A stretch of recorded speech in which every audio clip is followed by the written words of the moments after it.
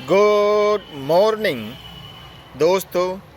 मुझे पूरी उम्मीद है आप लोग बहुत अच्छे से होंगे।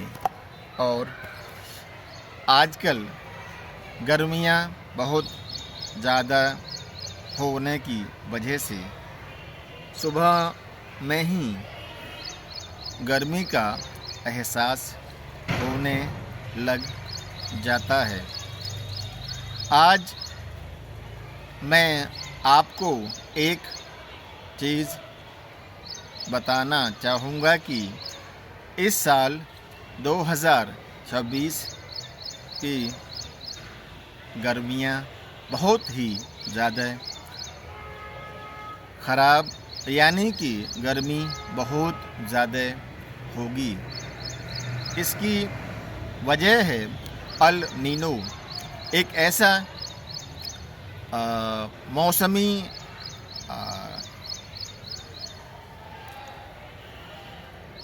चक्र जो कि आज से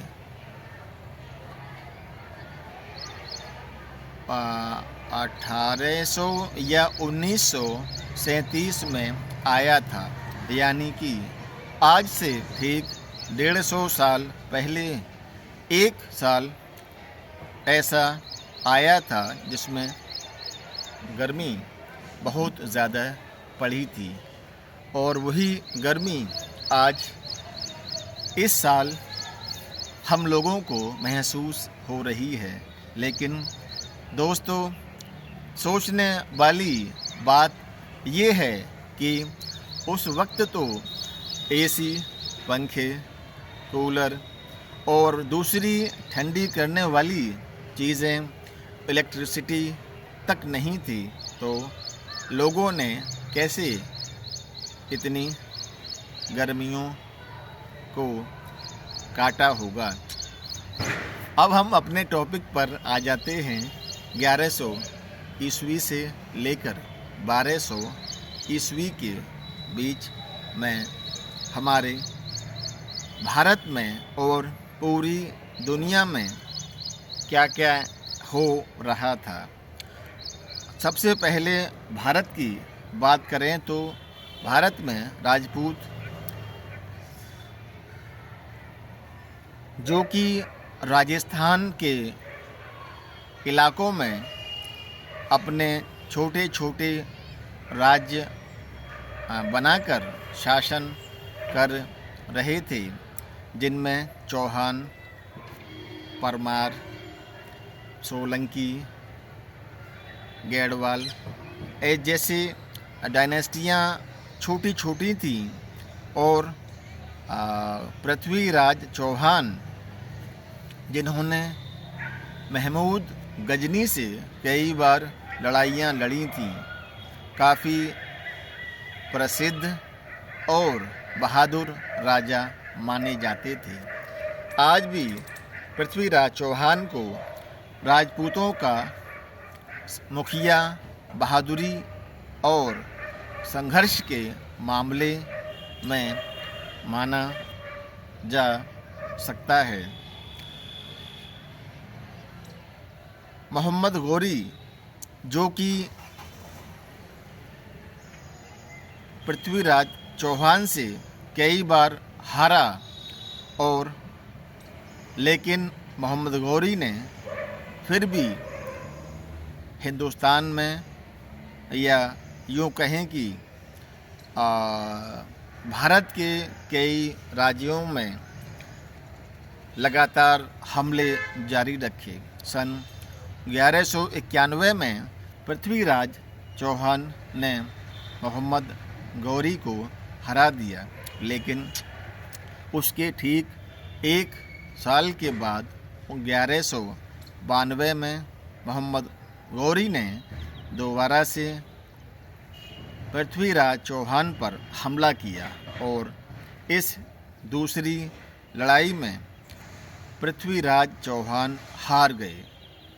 यहीं से भारत में सल्तनत, या यूँ कहें कि आने वाले समय में मुस्लिम राजाओं की एक ऐसी लाइन लग गई, जो कि 1857 तक जारी रही।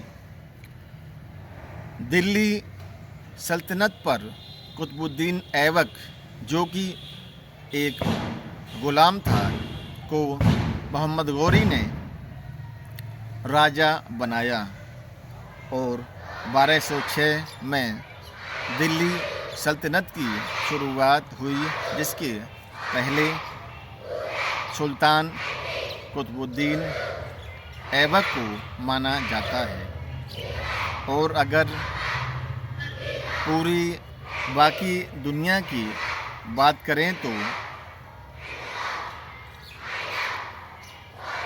ईसाई और मुस्लिमों में क्रूसेड इन 100 सालों में कई बार हुआ। क्रूसेड उस लड़ाई को कहा जाता है जो सिर्फ धर्म के लिए होती है।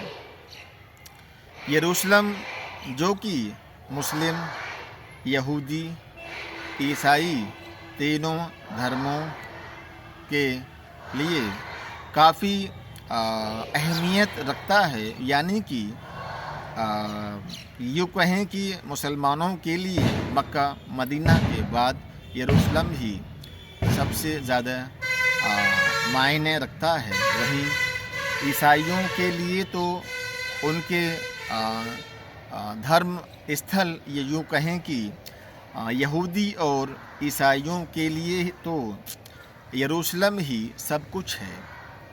तो यरूशलेम पर कब्ज़ा करने के लिए मुसलमानों और ईसाइयों में कई बार क्रूसेड्स हुए, जिसमें कभी ईसाई जीते तो कभी मुसलमानों को जीत हासिल हुई। यूरोप में फ्यूडरल सिस्टम बहुत ज़्यादा तेज़ी के साथ फैल चुका था। फ्यूडरल सिस्टम हमारे भारत के हिसाब से सामंतवाद, जमींदार जैसा था, जिसमें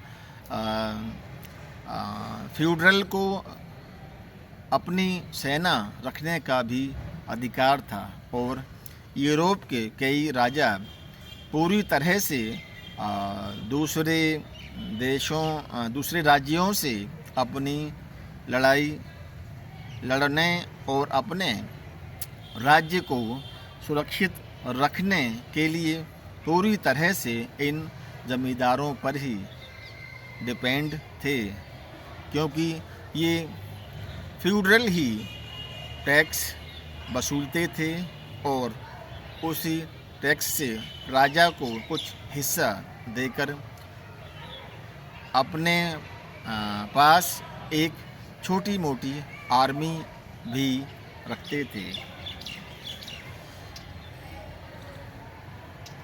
फोर्ट जिसके बारे में हमारे भारत में किला गढ़ बोला जाता है, और चर्च।